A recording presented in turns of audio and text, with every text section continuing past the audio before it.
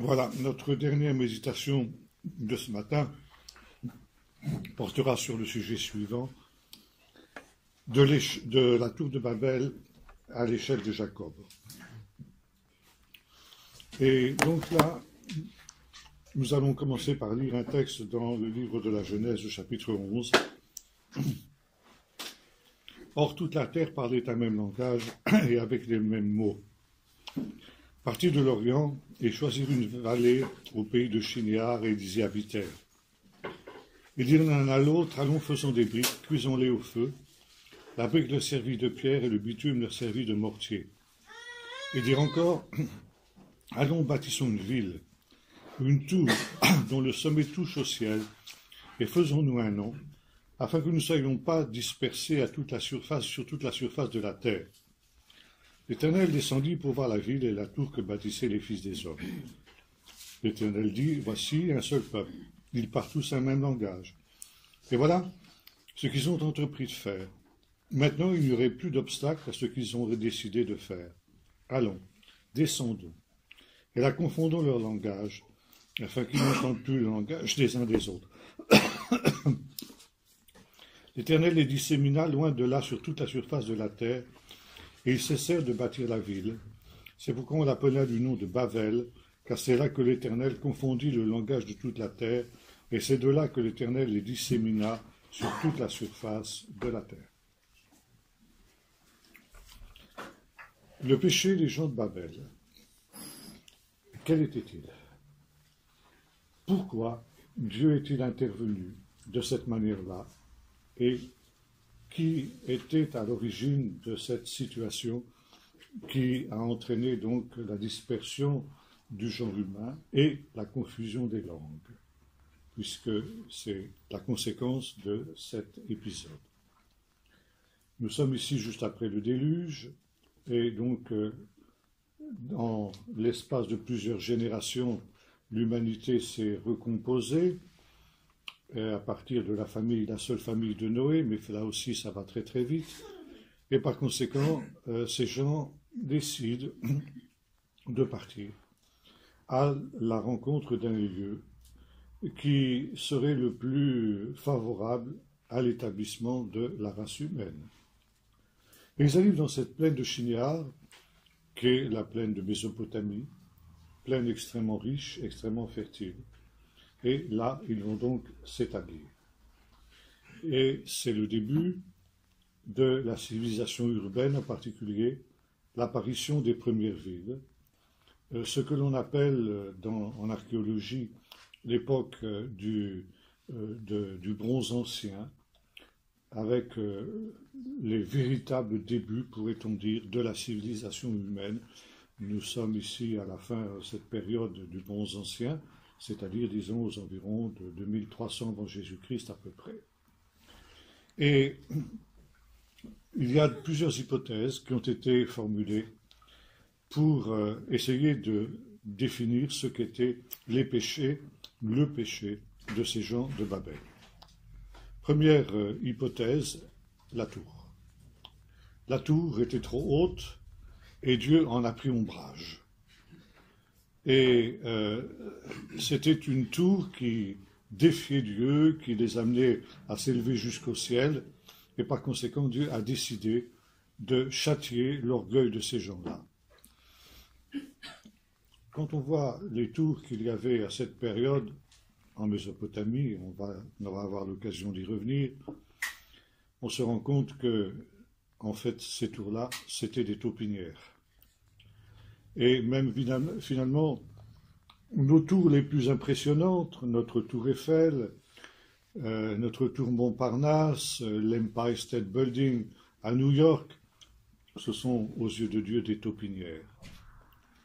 En 1957, lorsque le premier homme est allé, 58 je crois, le premier homme est allé dans l'espace, il se nommait Yuri Gagarin, c'était un Russe nourri de l'athéisme qui sévissait alors en Russie. Et lorsqu'il est revenu de ce tour de la Terre qu'il a fait dans ce qu'on appelait à cette époque le Spoutnik, il a eu cette parole « Je n'ai pas vu Dieu là-haut ». Et un homme de Dieu lui a répondu, mon pauvre ami, tu n'as fait qu'un saut de puce dans l'espace. Comment veux-tu que tu aurais vu Dieu à ce niveau-là? Pour voir Dieu, il faut monter un petit peu plus haut que ça. Alors, dire que le péché des gens de Babel, c'était qu'ils se sont élevés trop haut, ça ne tient pas la route. Ce n'est évidemment pas pour cette raison-là que Dieu est intervenu comme il l'a fait. Deuxième hypothèse, Dieu voulait que l'humanité se disperse et ils ont voulu rester groupés. Alors Dieu les a contraints à se disperser. En réalité, cette hypothèse ne tient pas non plus la route parce que dans la Bible, le rassemblement, c'est toujours quelque chose de positif. Qu'il est bon, qu'il est doux pour des frères d'être ensemble. Et l'Église, d'ailleurs, l'étymologie du mot Église, ecclésia, ça nous parle aussi de rassemblement. Et au dernier jour, il n'est pas question, comme on le dit dans les milieux évangéliques, de l'enlèvement de l'Église. C'est un mot qui n'est pas biblique. Mais il est question de rassemblement, notre rassemblement avec le Seigneur. Autant au dernier jour, l'Église sera rassemblée des quatre extrémités de la terre dans le royaume de Dieu. Par conséquent, le rassemblement est quelque chose de positif, et ce qui est négatif, c'est l'exil, c'est la dispersion. Le premier couple est chassé de l'Éden, il est envoyé en exil. Le châtiment des hommes de Babel, c'est justement l'exil, c'est la dispersion. Quand Israël est infidèle, son jugement, c'est l'exil, la dispersion, la diaspora. Et par conséquent, ça ne peut pas être la volonté de Dieu que cette dispersion du genre humain. Alors, quel est le péché des habitants de Babel? Eh bien, c'est ce que nous avons lu dans le verset 4. Allons et faisons-nous un nom. Cette expression, évidemment, elle est assez obscure pour les Occidentaux que nous sommes. Faisons-nous un nom. Mais il faut savoir que dans la culture biblique, le nom, c'est quelque chose de très important. Ce n'est pas simplement une mention à l'état civil, mais c'est l'essence même de la personne, son identité profonde. Et connaître le nom d'une personne, eh bien, c'est d'avoir une intimité avec cette personne-là d'une manière unique, d'une manière spéciale. C'est une des raisons, d'ailleurs, pour lesquelles Dieu ne révèle pas véritablement son nom. Le nom de Dieu reste un mystère. Et je suis parfois extrêmement mal à l'aise dans certaines églises où on chante des chœurs, où on prend le nom de Dieu en vain, et où on va répéter parfois des dizaines et des dizaines de fois le nom de Dieu, ce que l'on pense être le nom de Dieu, en tout cas, qui ne l'est pas. Mais c'est quelque chose qui est une atteinte au commandement qui dit « Tu ne prendras pas le nom de l'Éternel, ton Dieu, en vain ». Et Dieu donc ne révèle pas véritablement son nom parce qu'il ne veut pas que l'on prenne le moindre pouvoir sur lui. Parce que connaître le nom d'une personne, nommer une personne, c'est prendre pouvoir sur cette personne. Nous avons parlé hier de ce Dieu créateur qui appelle la lumière jour et les ténèbres nuit. Et quand il va créer la mer et le sec, il va appeler l'amas des eaux mer et le rassemblement des terres, des terres, il va l'appeler terre, justement. Ça veut dire que Dieu nomme les œuvres de ses mains. Ça veut dire qu'il prend pouvoir, il prend autorité sur les œuvres de ses mains. Il en est le créateur, donc il en est le maître, et nommer ces objets, ces créatures, ça veut dire qu'il prend autorité sur eux et il prend des responsabilités vis-à-vis de ce qu'il crée. Or, Dieu donne ensuite à l'homme un ordre, le premier commandement. Et souvent, quand je pose cette question, quel est le premier commandement que Dieu ait donné à l'homme? Bien souvent, on me répond, vous ne mangerez pas de l'arbre de la connaissance du bien et du mal. Je suis désolé, ça c'est le deuxième commandement. Ce n'est pas le premier. Le premier est le suivant, soyez féconds, multipliez, remplissez la terre, assujettissez-la, dominez sur les oiseaux du ciel, sur les poissons de la mer et sur les bêtes des champs. Dominez. Et dans le chapitre 2 du livre de la Genèse, nous voyons Dieu faire venir les animaux vers l'homme pour qu'il les nomme et que tout animal porte le nom que l'homme lui donnerait. Et en nommant les animaux, l'homme accomplit la volonté de Dieu qui lui a été révélée dans le chapitre 1er, dominer sur les animaux. Et en nommant les animaux, l'homme domine sur eux. Vous retrouvez aussi ce texte, évidemment, dans le chapitre 43 du livre du prophète Ésaïe, où le Seigneur, dans un magnifique passage, dit à Israël, « Ne crains pas Israël, je suis celui qui te crée, ô Jacob, celui qui te façonne, Israël. Ne crains pas, je suis avec toi, je t'appelle par ton nom, et parce que je t'appelle par ton nom, tu es à moi. Donc j'ai pouvoir sur toi, mais j'ai responsabilité sur toi, donc tu n'as rien à craindre. » Et comme je disais hier, on retrouve ça aussi jusque dans notre propre culture, puisque quand un enfant naît, ce sont les parents qui le nomment, qui lui donnent le prénom qu'il va porter à l'état civil, ce qui est une manière pour eux de dire qu'ils reconnaissent cet enfant comme le leur et qu'ils reconnaissent que, par conséquent, ils ont pouvoir, ils ont autorité sur cet enfant.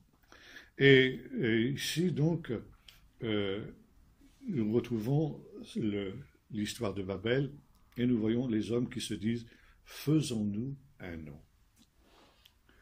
Et ça, c'est quelque chose qui, dans ce contexte général de la culture de l'époque, est une violation grave de cette relation que le Seigneur veut avoir avec sa créature. Et nous avons vu tout à l'heure qu'une des conditions indispensables, une des conditions premières pour s'approcher de Dieu, c'est de se reconnaître comme une créature. Ça veut dire, c'est Dieu qui nous nomme. C'est Dieu qui a pouvoir sur nous.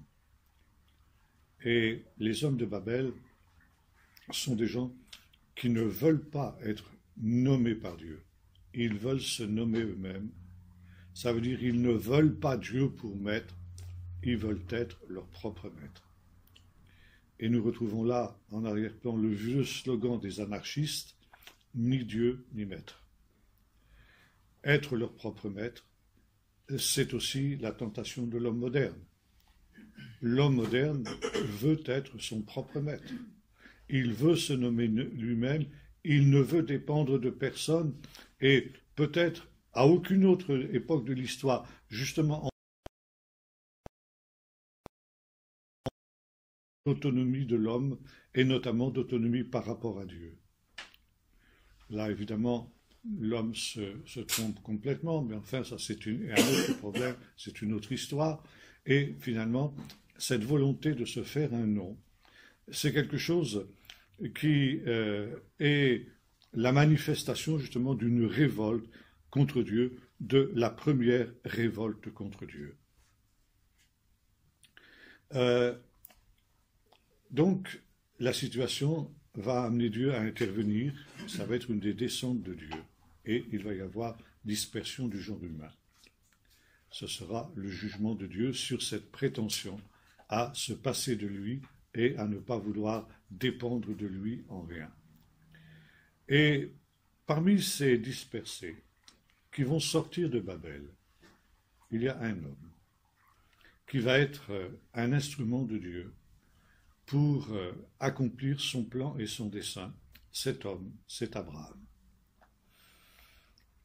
Dans la vision traditionnelle de la Genèse, telle qu'on la trouve chez les commentateurs, on considère que les 11 premiers chapitres de la Genèse concerne l'histoire générale de l'humanité. Et qu'à partir du chapitre 12, c'est-à-dire à partir de l'appel d'Abraham, eh bien, c'est un nouveau cycle qui commence, c'est l'histoire d'Israël qui commence avec précisément l'ancêtre de la nation, Abraham. Et c'est pourquoi on considère que le chapitre 11, dit le récit de la tour de Babel, est le dernier épisode de cette histoire de l'humanité. On introduit donc une coupure entre le chapitre 11 et le chapitre 12. Le professeur Cassuto, de l'Université de Jérusalem, a mis en doute le bien fondé de cette division du livre de la Genèse. Et il considère que le chapitre 11 et le chapitre 12 sont intimement liés. Car Abraham, qui quitte Ur des Chaldéens, eh bien, en fin de compte, quitte le royaume de Babylone. Ur était une ville qui était située à quelques distances de Babel, et ce faisant, c'était une ville qui appartenait au souverain de Babel, qui est cité dans le chapitre 10, le chapitre précédent, qui est Nimrod. Nimrod, c'est un mot hébreu qui vient de la racine limrod, qui signifie se révolter. Nimrod, c'est le révolté, c'est le sens de son nom. Et non seulement le révolté, mais celui qui entraîne toute l'humanité ancienne dans une première révolte contre Dieu. Et il est le roi de tout ce premier empire humain qui a été créé autour justement de Babel. L'histoire profane connaît ce personnage sous le nom de Sargon Ier d'Akkad. Mais finalement, on constate que c'est le même personnage que le Nimrod biblique. Et par conséquent, Abraham va quitter la Babylonie, disons les choses comme ça. Et il se met en route vers un pays que le Seigneur va lui montrer. Maintenant, le fait qu'il y ait relation entre les deux épisodes, c'est-à-dire l'histoire de la tour de Babel et l'histoire de la vocation d'Abraham, apparaît justement autour de cette notion centrale que nous avons évoquée, c'est-à-dire l'importance du nom. Les gens de Babel disent « faisons-nous un nom ». Ça veut dire « nous refusons d'être nommés par Dieu, nous refusons de dépendre de Dieu, nous voulons être nos propres maîtres et nous voulons pouvoir nous nommer nous-mêmes ». Et Dieu dit à Abraham « je rendrai ton nom grand ». Et voyez-vous, la différence entre Abraham et les gens de Babel, c'est que les gens de Babel refusent d'être nommés par Dieu, tandis que Abraham accepte d'être nommé par Dieu. Et vous savez que comme souvent c'est le cas pour les hommes de la Bible, et les femmes de la Bible, si on trouve ça aussi pour les femmes, Dieu change le nom. Abraham, au départ, s'appelait Avram. Et Dieu va lui dire, on ne t'appellera plus Avram, on t'appellera Abraham, le père d'une multitude de nations. Donc c'est Dieu qui nomme Abraham. Et contrairement aux hommes de Babel, Abraham dit, eh bien, j'accepte la souveraineté de Dieu sur ma vie. J'accepte son autorité. J'accepte d'être dirigé, j'accepte d'être conduit par lui. Ça veut dire que l'homme ne doit pas, dans le plan de Dieu, ne doit pas choisir lui-même. Il doit accepter que ce soit Dieu qui choisisse pour lui. Et Dieu va choisir pour lui toutes les étapes de sa vie, et parce que Dieu va choisir pour lui, ce sera le meilleur pour lui. Nous avons eu l'occasion d'en parler hier, là-bas avec les amis catholiques au milieu desquels nous nous trouvions. Maintenant, nous retrouvons à peu près quelque chose de semblable aussi avec l'histoire de David. Le roi David, auquel Dieu dira ceci, « J'ai rendu ton nom grand comme le nom de tous les rois qui étaient sur la terre. » Et voyez-vous, si David est devenu, malgré ses failles, malgré ses graves lacunes, et s'il est devenu cet homme qui était agréable aux yeux de Dieu, cet homme qui était selon le cœur de Dieu, c'est que dès le départ, il a accepté aussi que ce soit Dieu qui le nomme. Ça veut dire, il a accepté la volonté de Dieu sur sa vie. Et le fait de nommer quelque chose, c'est aussi, d'une certaine manière, une élection. Élection, donc, d'Abraham et élection de David pour Dieu. Par contre, en se nommant eux-mêmes, les gens de Babel s'auto-élisent. Et ce faisant, il va y avoir deux usurpations qui vont être les leurs. D'une part, ils vont se proclamer, s'auto-proclamer, peuple élu, peuple de Dieu. Il y a tout un ensemble de travaux et de recherches sur l'islam qui sont effectués en ce moment à l'université de Strasbourg et qui apportent des conclusions qui démontrent que l'islam est une opération d'usurpation de l'élection du peuple d'Israël, comme la substitution, et que l'islam, le Coran, a falsifié des textes judéo-chrétiens anciens qui évoquaient l'élection d'Israël pour transférer cette élection au peuple arabe. Donc, autoproclamé peuple de Dieu, et c'est exactement le péché des gens de Babel. Ils se sont autoproclamés peuple de Dieu. Et il nous est dit, ils se choisirent un lieu. Ce lieu, qui était la plaine de Shinéar, donc la Mésopotamie, l'Irak moderne, clame que la Mésopotamie, la terre de Shinéar, est la terre promise, la terre élue.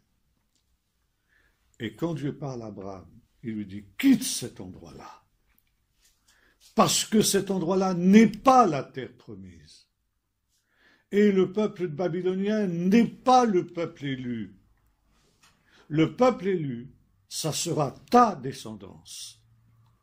Et la terre promise, ce sera la terre que je te montrerai et sur laquelle tu dois te rendre maintenant. Par conséquent, en appelant Abraham, Dieu s'inscrit contre les prétentions des gens de Babel. Et c'est pourquoi introduire une césure entre le 11e chapitre et le 12e chapitre du livre de la Genèse est une erreur. Ils forment en réalité un tout. Je rendrai ton nom grand. Les gens de Babel ont fait des choix personnels et la Bible s'oppose aux choix personnels. Et pour eux, les gens de Babel, c'est ça, le pays de promis. C'est l'antithèse même de la foi d'Abraham. Et Dieu dit à Abraham, marche devant ma face et sois parfait, parce que j'établirai mon alliance avec toi pour être ton Dieu et en même temps pour te donner ce pays. Maintenant, je voudrais que nous arrivions à un autre texte qui est l'histoire de l'échelle de Jacob. Et là, nous arrivons un peu plus loin.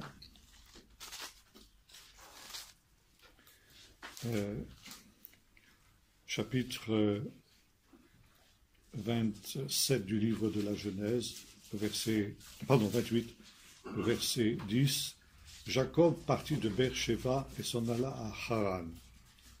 Il atteignit un endroit où il passa la nuit car le soleil était couché. Il prit l'une des pierres de l'endroit, il la plaça sous sa tête et se coucha à cet endroit. Il eut un rêve. Voici une échelle était dressée sur la terre et son sommet touchait au ciel. Et les anges de Dieu y montaient et y descendaient.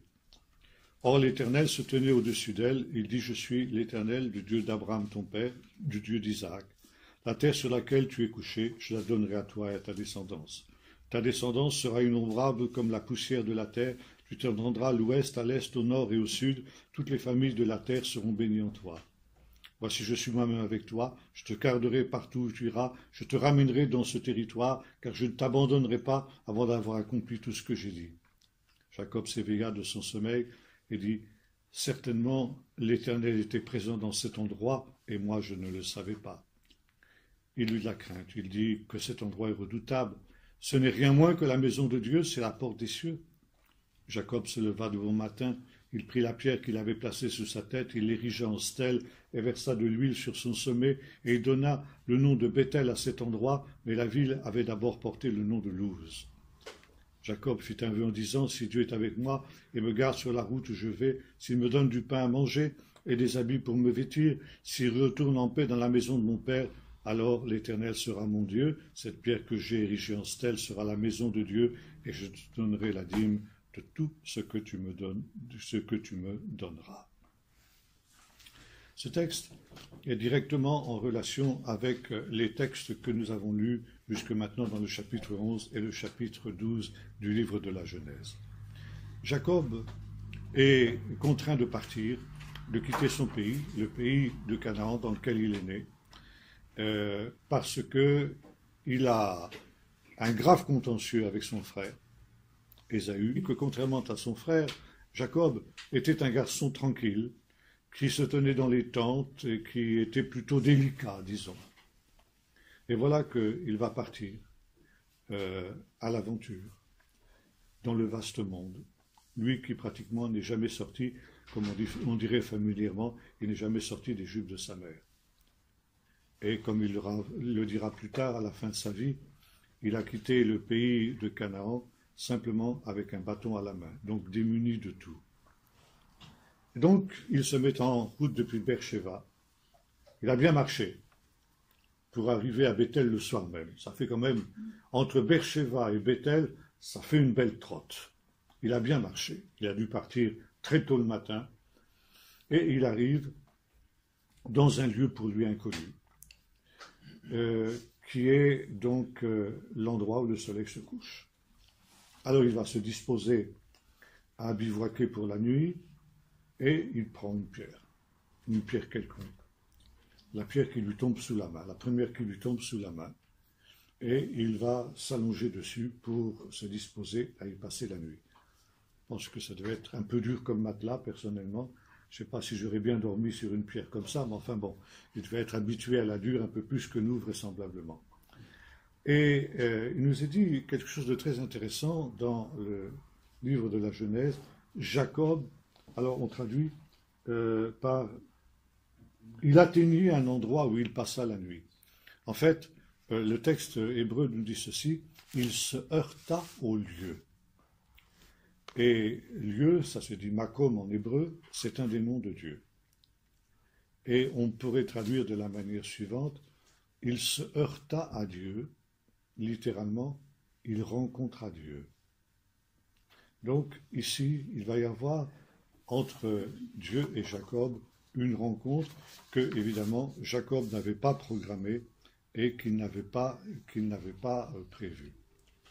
Et il aperçoit donc, il a un rêve, où il voit, alors on dit en hébreu Shulam, on traduit par échelle, dont la base repose sur la pierre sur laquelle il est couché et son sommet touche au ciel. Le professeur Cassuto s'est interrogé sur la signification du mot Shulam, que l'on traduit par échelle. Est-ce qu'on a raison de le traduire de cette manière-là? Et il est arrivé à la conclusion que c'était un mot qui était employé à cette époque-là pour désigner ce que, en Mésopotamie, en acadien, on appelle des ziggurats. Qu'est-ce que c'est qu'un ziggurat? Ziggurat, c'est une tour à étage en forme d'escalier, au sommet de laquelle se trouve un temple.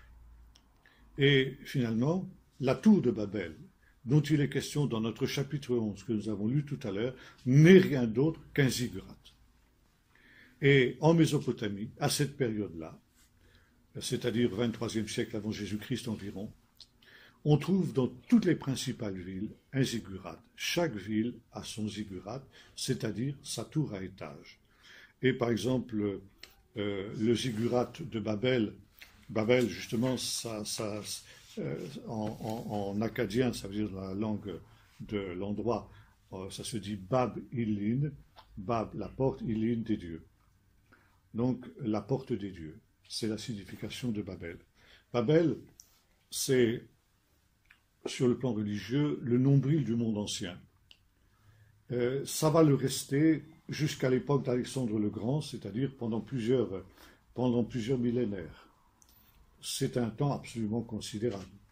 Et Babylone va devenir pour tout le monde ancien, même pour les ennemis de Babylone, la ville sainte par excellence. Un petit peu comme la Mecque l'est aujourd'hui pour les musulmans.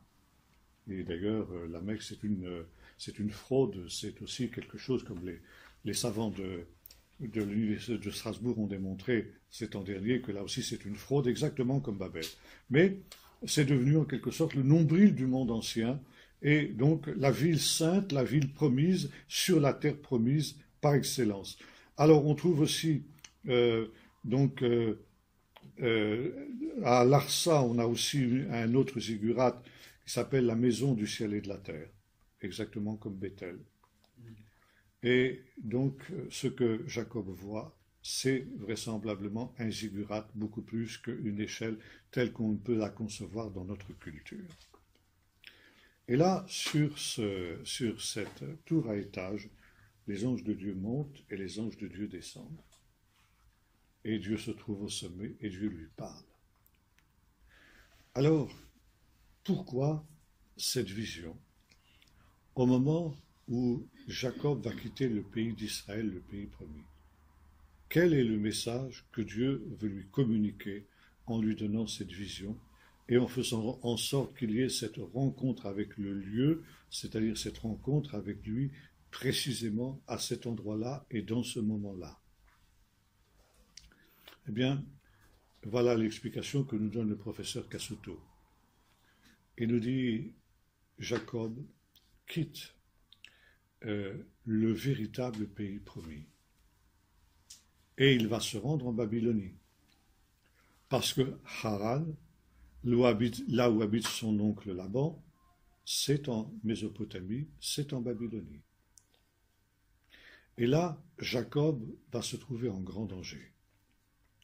La terre d'Israël, en danger spirituel, s'entend. La terre d'Israël, c'est un pays désolé, désertique, sec. C'est un pays qui n'a jamais fourni une civilisation brillante. Les peuples qui ont habité le pays de Canaan n'ont pas construit de pyramides, ils n'ont pas construit de ziggurats, ils n'ont pas construit de monuments splendides, ils n'ont pas non plus construit des pyramides de l'esprit, ça veut dire des constructions intellectuelles savantes, des philosophies, des choses comme cela.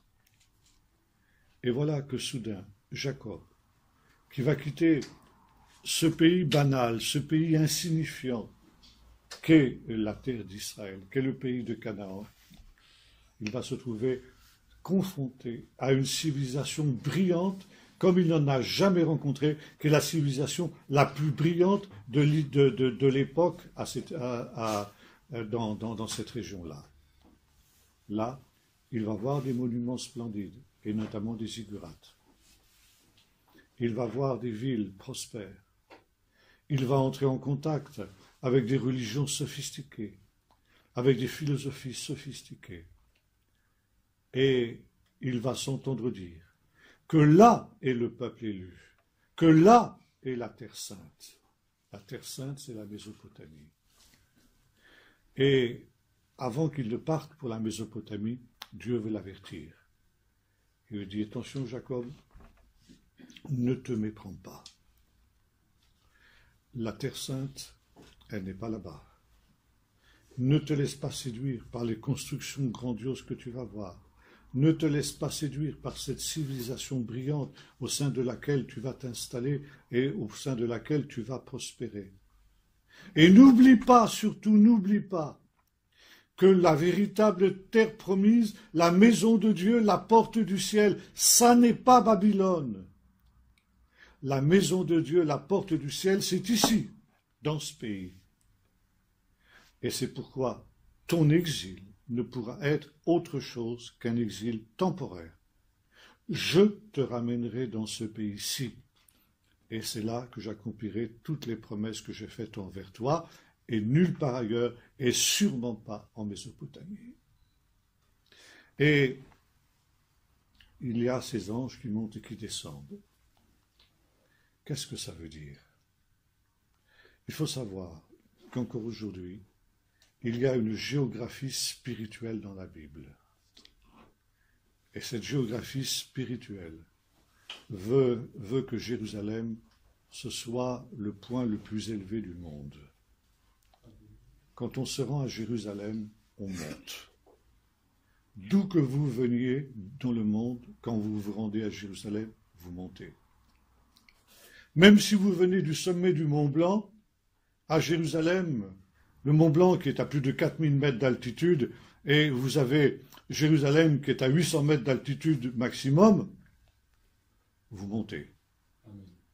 Alors ça fait rire mes amis suisses. Quand ils voient Jérusalem, ils disent, vous appelez ça des montagnes, vous? Il faut savoir que chez nous, on appelle ça des collinettes. Collinettes peut-être, mais pour la Bible, Jérusalem, c'est le sommet du monde. Et quand on quitte Jérusalem pour aller n'importe où dans le monde, vous descendez. Et Jacob, qui va quitter la terre d'Israël, descend. Il descend en Babylonie. Il descend en Mésopotamie. Et quand il reviendra à la fin de son périple, il remontera dans ce pays.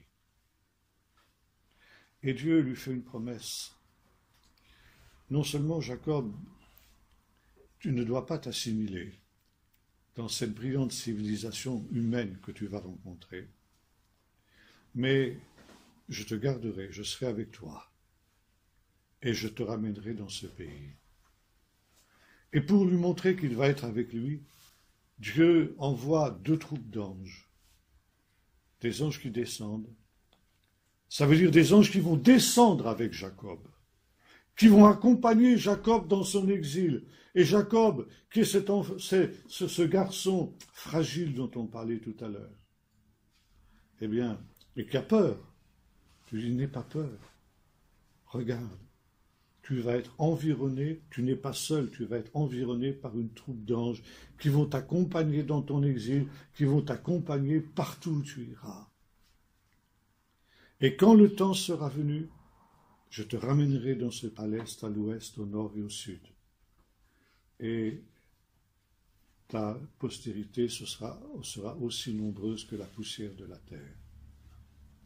C'est une annonce de ce que deviendra la descendance de Jacob, le peuple d'Israël. Jacob va recevoir un nouveau nom à la fin de son périple d'Israël. Et Jacob est l'incarnation du peuple d'Israël. Et les sages d'Israël ont dit l'histoire de l'échelle de Jacob, c'est notre histoire. Et Israël a dû partir en exil à plusieurs reprises à cause de ses péchés, exactement comme Jacob était parti en exil à cause de ses propres péchés. Mais dans tous nos exils, Dieu nous a accompagnés, des anges nous ont accompagnés, des anges sont descendus avec nous. Et maintenant que nous remontons dans notre pays, des anges aussi nous accompagnent. Et je pourrais vous citer de très très nombreux exemples, comment dans toutes les guerres d'Israël, il y a eu des interventions d'anges qui ont délivré Israël de la main de leurs ennemis. Et quand Jacob revient effectivement de chez Laban, il rencontre, nous est-il dit, des anges. Des anges de Dieu le rencontrèrent. Et Jacob appela cet endroit Mahanaïm, c'est-à-dire les 2 camps. C'est-à-dire qu'il rencontre les 2 troupes d'anges qu'il avait vues à Bethel. Les anges qui remontent avec lui et les anges qui descendent à sa rencontre. Et ces 2 troupes d'anges se rencontrent à cet endroit qu'il va appeler Mahanaïm, et qui est un encouragement de Dieu pour lui montrer que dans toutes les épreuves qu'il va connaître, et notamment cette opposition de son frère Ésaü, ces menaces de son frère Ésaü qui menacent de le tuer avec 400 hommes, elles vont être sans effet contre lui, que Dieu va le garder et que Dieu va le protéger. Maintenant, il y a un autre détail très intéressant aussi dans ce récit qui nous est fait de cette échelle de Jacob. Voyez-vous, on retrouve ici l'opposition entre la Babylonie et la terre d'Israël. D'ailleurs, c'est aussi quelque chose qu'on trouve dans la tradition juive. Il nous est dit qu'il y a simplement 2 villes au monde, Babel et Jérusalem, et que ces 2 villes sont antagonistes. Elles ne peuvent pas exister en même temps. Quand une de ces villes est en ruine, l'autre existe. Et si l'autre existe, eh bien alors l'autre est en ruine. Et ça se vérifie dans toute l'histoire d'Israël. Et chaque homme doit choisir de quelle ville il veut être citoyen. Ou il est citoyen de Babylone, et il connaîtra le sort de Babylone, c'est-à-dire la destruction, ou il est citoyen de Jérusalem, mais alors il doit quitter Babylone, il doit sortir de Babylone, et il doit s'attendre à des oppositions de la part de Babylone. Amen. Et donc ici, il y a un détail très intéressant. Quand Jacob se réveille, il dit que ce lieu est redoutable. C'est la maison de Dieu. Donc, message bien reçu 5 sur 5. Jacob a compris le message que Dieu veut lui communiquer. La terre promise, elle n'est pas en Babylonie. Bien que les hommes de là-bas se soient fait un nom, c'est Dieu qui nomme. C'est Dieu qui a nommé le pays de Canaan, le pays promis. Et c'est Dieu qui a nommé la descendance de Jacob, le peuple élu. Donc c'est Dieu qui est souverain. Message bien reçu. Que ce lieu redoutable, c'est ici la maison de Dieu, c'est la porte du ciel.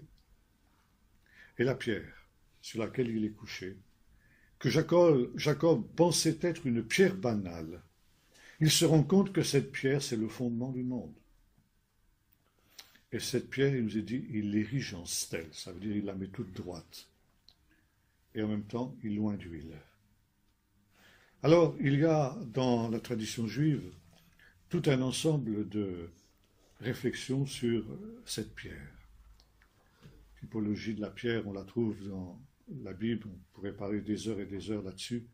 Vous savez, la pierre, comme on dit familièrement en Israël, la pierre, c'est ce qui pousse le mieux là-bas. Si on pouvait exporter les pierres, Israël, comme on fait le pétrole, Israël serait riche à millions. Et cette pierre, donc, elle est aussi tout un symbole. Cette pierre, il l'adresse en stèle et il loin d'huile. André Chouraki, dans sa traduction de la Bible, traduit de la manière suivante, il messie la pierre, il l'a messiée. Puisque Mashiach, Messie, ça signifie celui qui a été oint d'huile. Donc en oignant cette pierre d'huile, il messie la pierre. Et dans la tradition juive, dans le Midrash, il y a cette idée que la pierre de Jacob, la pierre de Bethel, est la même pierre que celle dont il est question dans le psaume 118, où il nous est dit « La pierre qu'ont rejetée ceux qui bâtissaient est devenue la pierre principale, la pierre de l'angle. » Et les rabbins nous disent « C'est exactement ce qui est arrivé à Jacob. Il a pris une pierre, qui était une pierre banale, une pierre quelconque, qu'il a utilisée pour une nuit, et qu'il entendait ensuite éliminer, là, il entendait la rejeter. Elle ne lui servait à rien, cette pierre, puisque maintenant il partait. Et heureusement qu'il s'est repris à temps, et qu'il a compris que cette pierre, contrairement à ce qu'il pensait, n'était pas une pierre banale. C'était le fondement du monde, le fondement de la porte du ciel. Et que cette pierre était une pierre précieuse, et non pas une pierre banale, comme il l'avait pensé. La pierre qu'ont rejetée ceux qui bâtissaient est devenue la principale de l'angle. Et les rabbins ont donné de cette pierre la même interprétation que le Nouveau Testament. Cette pierre rejetée, c'est le Messie. Et c'est très intéressant. Nous avons un commentaire qui nous dit, rabbinique qui nous dit ceci, qu'au temps de la fin, le peuple d'Israël aura la tentation de rejeter et de méconnaître le Messie. Ça, c'est très intéressant. De rejeter cette pierre, comme il est écrit dans le psaume 118, la pierre qu'ont rejetée ceux qui bâtissaient. Mais que cette pierre sera en réalité la pierre principale de l'angle. Et que le peuple d'Israël se rendra compte de son erreur. Et que comme Jacob l'a fait, il élèvera cette pierre, ou plutôt cette pierre sera élevée. Et là, on cite un texte du chapitre 52, la fin du chapitre 52 du prophète Ésaïe, ce qu'on a appelé l'évangile selon Ésaïe. Il nous a dit, voici mon serviteur s'élèvera. Il s'élèvera bien haut. Et le texte répète à 3 reprises que le serviteur, c'est-à-dire le Messie, s'élèvera. Pourquoi 3 fois? Alors, vous allez me dire, ça n'a pas d'importance. Pour un juif, ça a de l'importance. Si le Saint-Esprit éprouve le besoin de répéter à 3 fois que le Messie s'élèvera, il y a une raison. Et la raison est la suivante. C'est que le Messie s'élèvera au-dessus de tout ce qu'Israël aura produit de mieux. Qu'est-ce qu'Israël a produit de mieux? Première chose, on en a parlé, c'est Abraham. Ça veut dire, le Messie s'élèvera au-dessus d'Abraham. Deuxième chose, en dehors d'Abraham, qu'est-ce qu'Israël a produit de mieux? Moïse. Donc le Messie sera plus haut que Moïse, plus grand que Moïse. Et maintenant, troisième, qu'est-ce qu'il peut y avoir plus grand qu'Abraham et Moïse? Rien sur la terre. Donc il faut chercher dans le ciel. Qui est plus grand que Moïse et Abraham dans le ciel? Les anges les plus élevés en dignité, ce qu'on appelle les anges du service. Ça veut dire le Messie s'élèvera au-dessus d'Abraham, au-dessus de Moïse et au-dessus des anges. Et si vous lisez l'Épître aux Hébreux, c'est exactement le plan de l'Épître aux Hébreux. L'Épître aux Hébreux commence par nous dire que Jésus est supérieur aux anges, supérieur à Moïse et supérieur à Abraham. L'auteur de l'Épître aux Hébreux connaissait ce midrash. Donc cette pierre sera élevée et elle sera ointe d'huile. Ça veut dire que c'est effectivement l'image du Messie. Et donc au temps de la fin, eh bien cette pierre sera élevée et sera la pierre principale. Et la tradition nous dit que cette pierre, elle a été transportée miraculeusement à Jérusalem. C'est la pierre qui est sous l'esplanade sur le dôme de la roche en particulier, et qui est en principe le fondement du monde et l'image du Messie quand il reviendra au temps de la fin. Je conclus, et voyez-vous ici, ce texte est très intéressant, parce que c'est un message évidemment qui est donné au peuple d'Israël d'abord, à savoir que le peuple d'Israël, dans ses exils, ne doit pas se laisser séduire par les splendides constructions étrangères, par les splendides civilisations au sein desquelles il va se trouver confronté pendant ses exils. Israël n'a jamais construit de pyramide, nous l'avons dit tout à l'heure. Israël n'a jamais construit de palais grandioses, comme les Romains ou comme les Grecs, de temples splendides, si ce n'est le temple de Salomon, mais il n'existe plus. Et par conséquent, on pourrait penser qu'Israël n'a aucune valeur. Mais où sont ces brillantes civilisations? Où est la civilisation des pyramides? Que reste-t-il de cette civilisation sinon des pierres mortes, que l'on peut admirer encore, mais qui sont des tombeaux? Où est la gloire de Babylone? Où est la gloire de la Grèce, de Rome? Toutes ces civilisations brillantes sont dans des musées. Mais Israël existe toujours. Israël n'a pas construit des pyramides de pierre, mais il a construit des pyramides de l'esprit. Et ces pyramides de l'esprit, elles existent encore aujourd'hui. Et pour s'approcher de Dieu, on est obligé de s'approcher par l'intermédiaire de la révélation qui a été donnée au peuple d'Israël. Parce que là-bas est la maison de Dieu, parce que là-bas est la porte du ciel et pas ailleurs. C'est là que la révélation de Dieu a été donnée pour s'étendre au nord, au sud, à l'est et à l'ouest, comme Dieu l'avait dit à Jacob, et pour que la postérité spirituelle des patriarches puisse s'étendre sur le monde entier. Et puis, la deuxième leçon à tirer pour nous-mêmes, c'est que ce qui était vrai pour Israël l'est aussi pour nous. En tant qu'enfants de Dieu, en tant que chrétiens, nous pouvons nous aussi être séduits par les constructions grandioses qui nous entourent, qui se développent autour de nous. La civilisation moderne, avec tous ses attraits, avec tous ses leurres, avec tous ses mensonges, avec toutes ses séductions, c'est quelque chose de redoutable. Et quand je vois aujourd'hui, notamment le développement de l'informatique, j'en parlais avec mon fils, et il me disait, tu sais, on n'est que aujourd'hui par rapport au développement de ces engins électroniques, on n'est qu'à l'âge de pierre encore. Et quand je vois notamment les jeunes et même les moins jeunes absolument fascinés, absolument séduits, absolument hypnotisés par leur smartphone, par leur tablette, par leurs ordinateurs, etc., alors je tremble pour les générations futures. C'est un piège absolument terrible. Ce sont les Babylones modernes. On veut se faire un nom, d'ailleurs ordinateur, ça dit bien ce que ça veut dire. C'est le substitut de Dieu. Et Dieu est l'ordonnateur de toutes choses.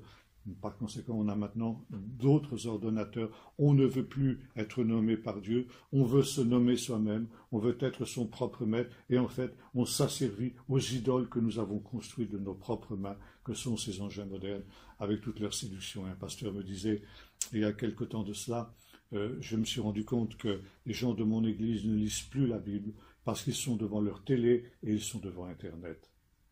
Et ça, c'est quelque chose de dramatique. Et le peuple de Dieu se trouve dans le même danger que celui dans lequel se trouvait Jacob. Nous sommes en exil dans ce monde-ci, parce que ce monde-ci n'est pas notre monde, il n'est pas notre lieu.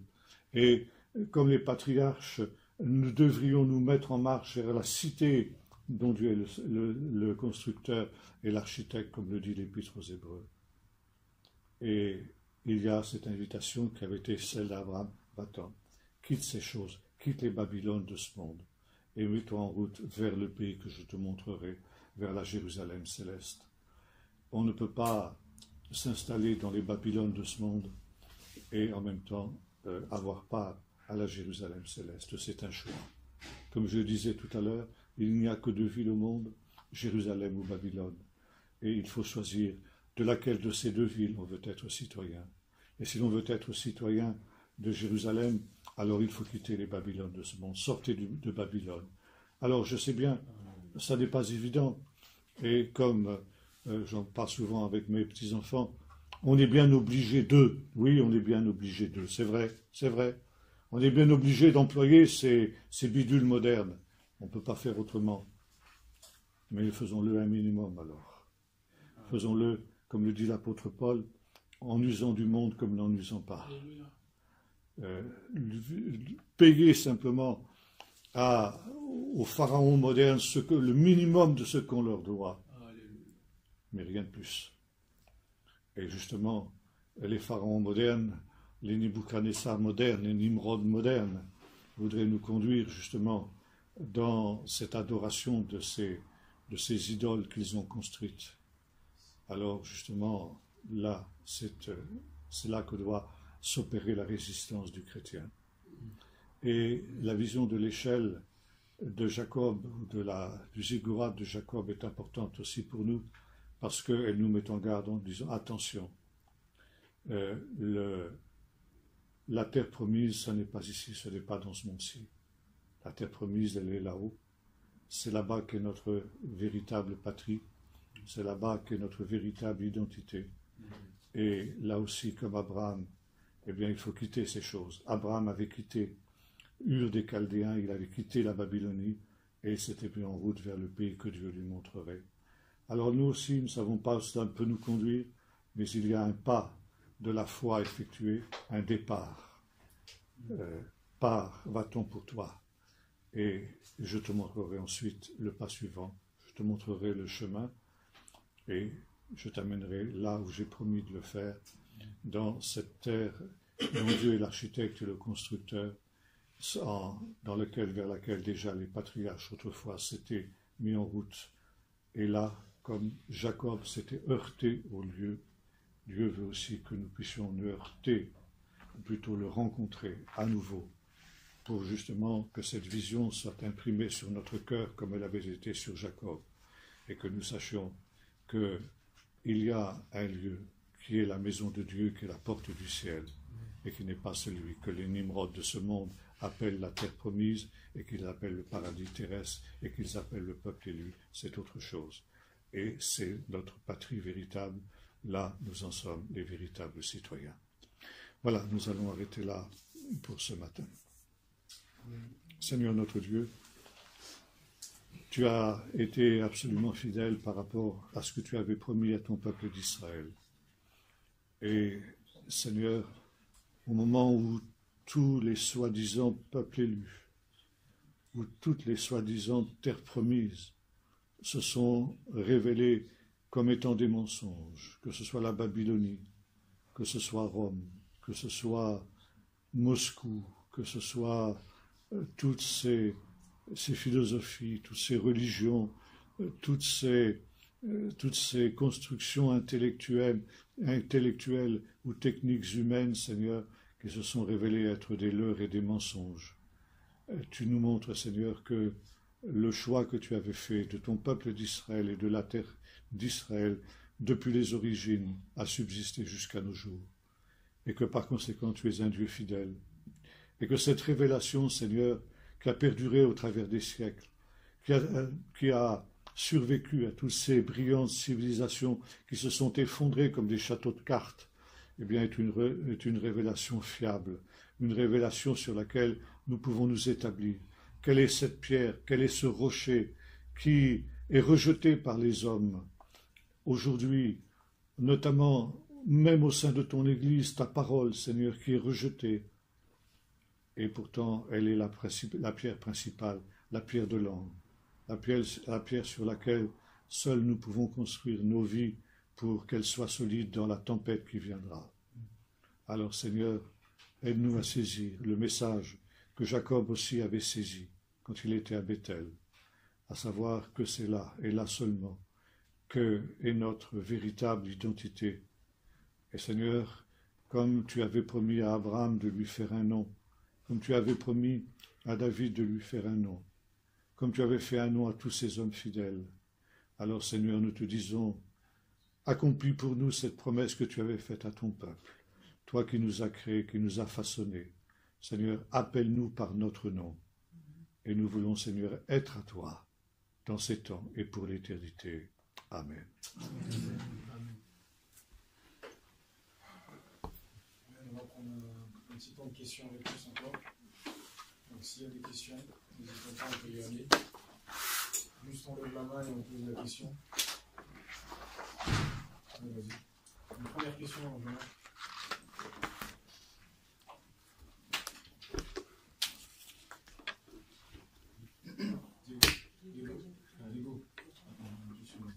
Est-ce que vous pouvez définir ce que c'est que le Midrash? Midrash, ça vient du verbe lidrosh en hébreu, qui signifie chercher, sonder, creuser le texte pour en faire sortir toutes les richesses, le presser dans tous les sens. Alors, ce sont des techniques d'exégèse qui sont très sophistiquées, qui demanderaient longtemps pour être expliquées d'une manière générale, mais disons, une des techniques du Midrash, c'est l'allégorie, la parabole. Ça veut dire une espèce de récit qui n'est pas à prendre à la lettre, mais qui exprime une vérité comme une parabole. J'en ai donné un exemple hier, et quelqu'un m'avait fait la remarque dans une question d'ailleurs, quand j'évoquais le fait que la lumière avait été créée le premier jour, mais elle n'était pas issue des sources de la lumière, du soleil, de la lune, des étoiles. Donc on s'était posé la question, et le Midrash pose la question, d'où vient cette lumière?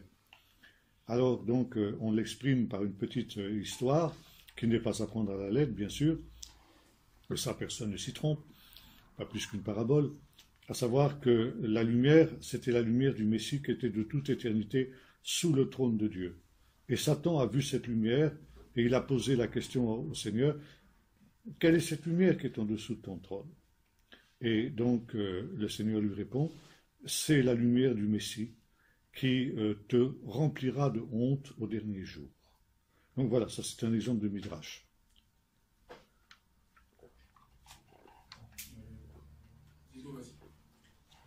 Est-ce que, quand on a lu justement le passage de Jacob, quand il était à Bethel, Dieu s'est révélé à lui, au départ, l'endroit s'appelait Luz. Oui.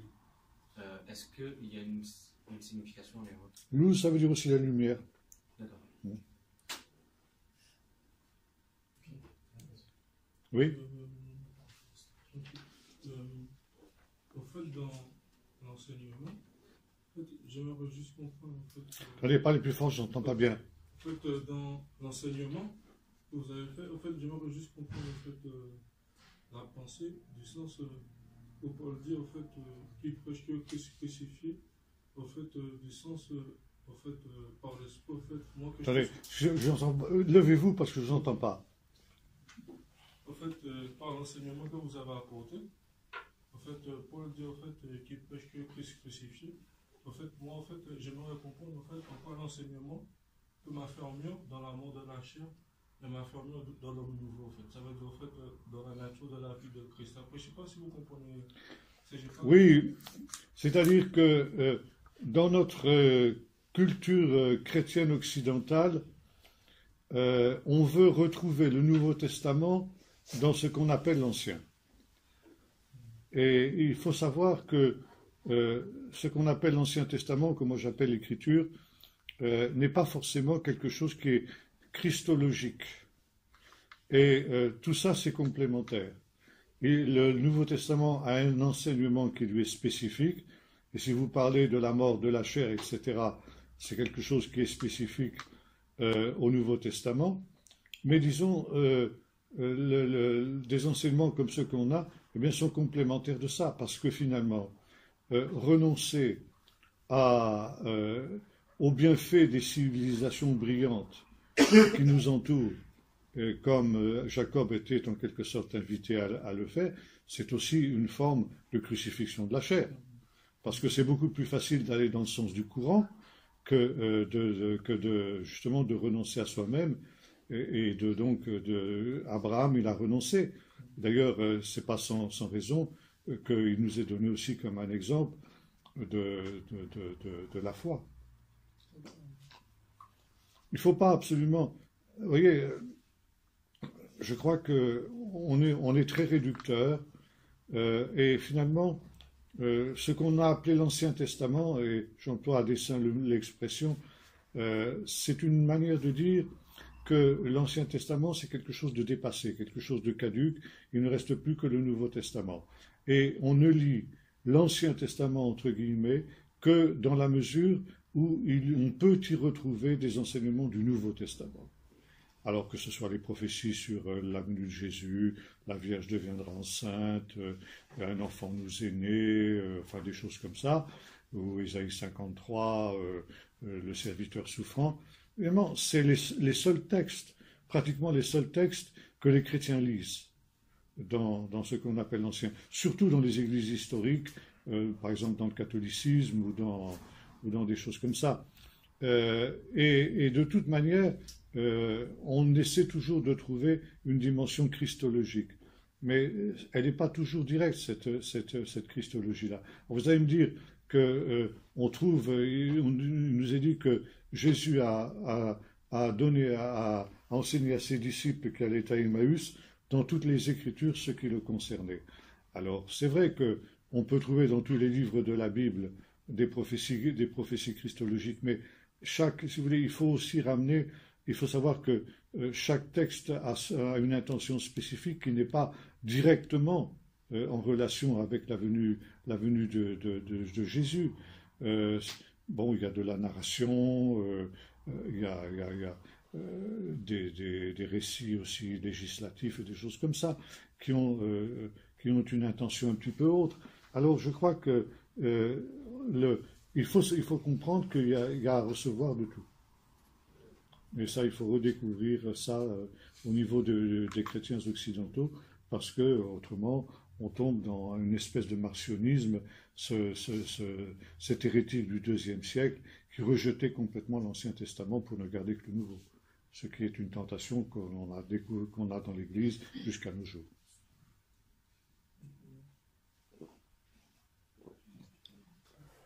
Concernant ce que vous venez de dire, en fait, nous les chrétiens, en fait, on a tendance à rejeter l'Ancien Testament. Il faut aussi dire que, que le peuple juif aujourd'hui a tendance à rejeter le Nouveau Testament. C'est pas qu'il a tendance, il le fait.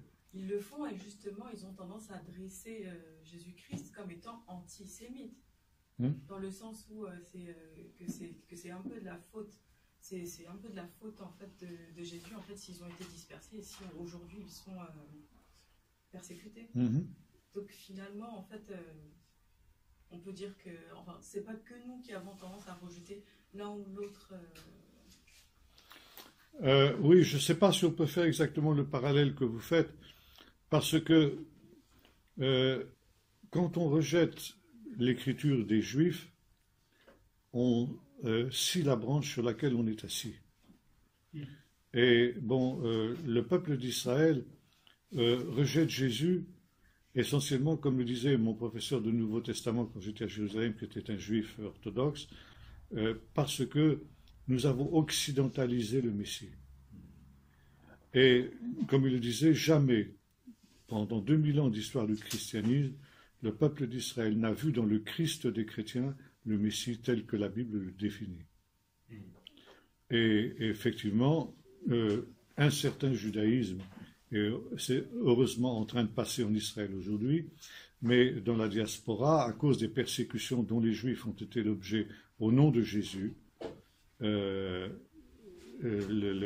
Juifs ont eu tendance à considérer que Jésus était un non-juif, donc quelqu'un qui leur était étranger, etc. Aujourd'hui, heureusement, en Israël, c'est en train de changer. Mais je vais citer un cas, par exemple.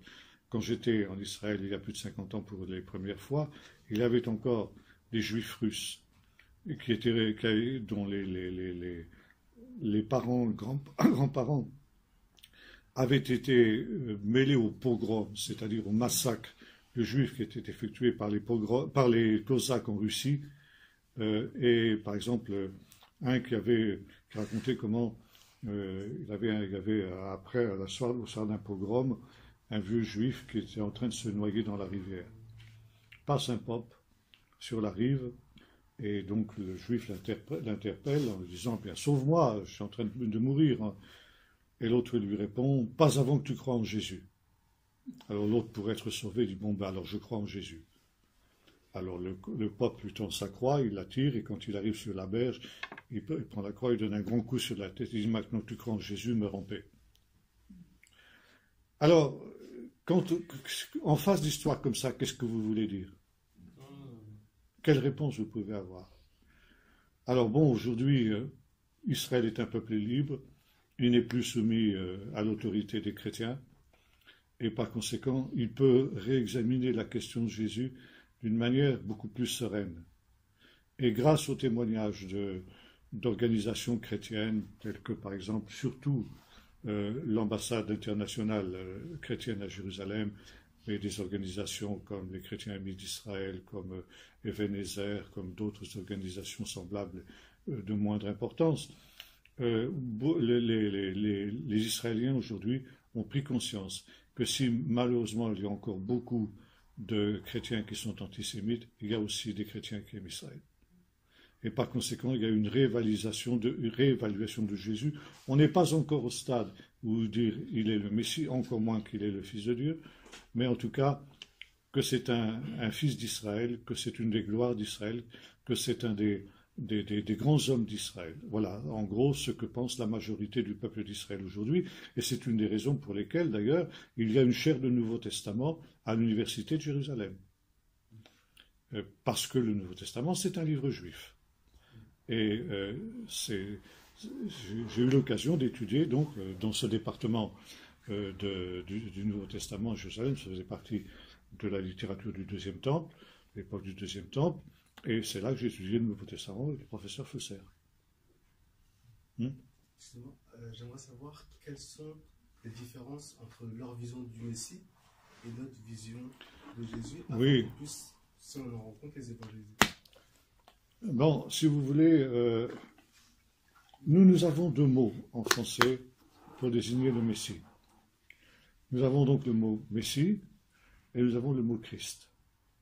Et nous n'employons pratiquement jamais le mot Messie, nous employons toujours systématiquement le mot Christ, qui est du grec. Pourquoi? Parce que nous n'employons le mot Messie que lorsque nous avons affaire à des Juifs pour essayer de leur expliquer que Jésus est le Messie. En dehors de ça, c'est très rare qu'on trouve le mot Messie dans la bouche des chrétiens.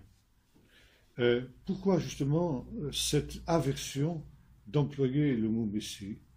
Parce que justement on veut montrer que notre Christ n'a rien à voir avec le Messie des Juifs. Et ça, message reçu 5 sur 5 par le judaïsme. Pour nous, le Christ, c'est donc celui qui meurt sur la croix essentiellement.